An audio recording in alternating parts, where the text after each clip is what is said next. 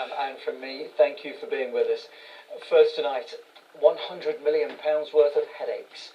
Dumfries and Galloway Council has held a meeting today aimed at tackling three big issues. One, a controversial flood prevention scheme for Dumfries' Riverside. Two, the beleaguered leisure centre DG1. It's been closed for almost as long as it's been open, since its launch a decade ago. And three, the Northwest Community Campus, the calamity-stricken school that's been nicknamed DG2 because of its ongoing closure and safety concerns. Well, any one of those projects would prove challenging enough for a local authority, and Matthew Taylor joins us from Dumfries to tell us how the council is dealing with all three of them. Matthew. Well, Pam, the council here is facing some massive problems. First of all, as you insinuated, the Dumfries Northwest Community Campus, that was closed earlier this month after 3 people were injured, including 2 children. Then there's the long ongoing disputes and problems with the DG1 leisure complex. That was closed 4 years ago because of problems with the initial build. And then there's a threat to the future of the White Sands flood protection scheme because of the amount of opposition that's been generated.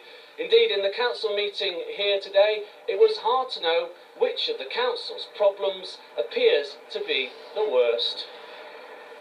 Inside the meeting, councillors wrestled with some political demons, whilst outside there were protests against just one of the issues that this seemingly besieged council now faces. And they say buses come in threes. Well, there are 3 big problems in Dumfries: the DG1 leisure complex, the Northwest School campus, and the White Sands project. At the Northwest campus, things have not gone well. The school was opened on the 21st of August. 2 days later, a child was injured by a sliding door. The next day, a member of the council was injured in a disabled shower. And on September the 7th, a smartboard came loose and struck a child. But today, the council couldn't say when the Northwest campus would be deemed safe to be reopened. Across town, and the woes of DG1 go on and on. It was opened 10 years ago, but after significant problems were identified, it was closed in 2014. Today, there was some good news. The reopening date will be a month earlier than planned. That's nearly 5 years since it shut. The costs of this building are staggering. Although the council did manage to claw back £10 million from the original contractor, the final bill for this place is £42 million, twice the original estimate. But the woes of the council don't stop here. This is a graphic showing just how the council plans to develop a flood protection scheme along the vulnerable White Sands. But today, the Conservative opposition tabled a motion to ditch the £25 million scheme because of the level of local opposition to it. The scheme they're proposing is just simply not workable, in our opinion. It will give a 365-day-a-year barrier for a 2-day-a-year flood. It's completely useless and unnecessary. Today, the council vowed to carry on with the White Sands scheme and rejected the proposal to scrap it. But just how this area will be protected in future now hangs in the balance, because in November there will be a public inquiry which could recommend dramatic changes. All in all, there's been plenty to chew over today, and the problems at the council seem to be mounting up. Well, Matthew, you've been speaking to the leader of Dumfries and Galloway Council. What did she have to say about all this? Well, Pam, earlier I spoke to Elaine Miriam. Firstly, I asked her for her reaction to the problems that seem to bedevil the Northwest Community Campus here in Dumfries.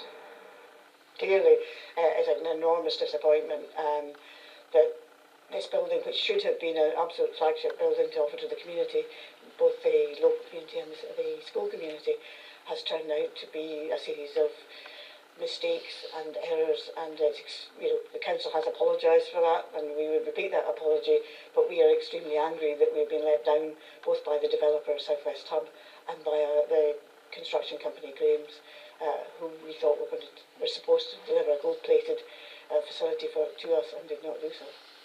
You speak of an apology, have you personally apologised to the families of the 2 children that were injured?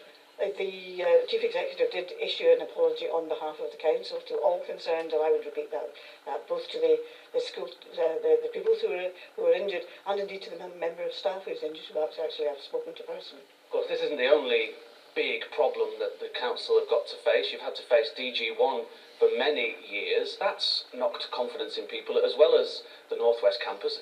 Is the council failing to deliver on these big projects? No, I don't think we are failing to deliver. We will deliver an excellent leisure centre in July, and it will be something that the people of Dumfries can be and Dumfries and Galloway can be very proud of.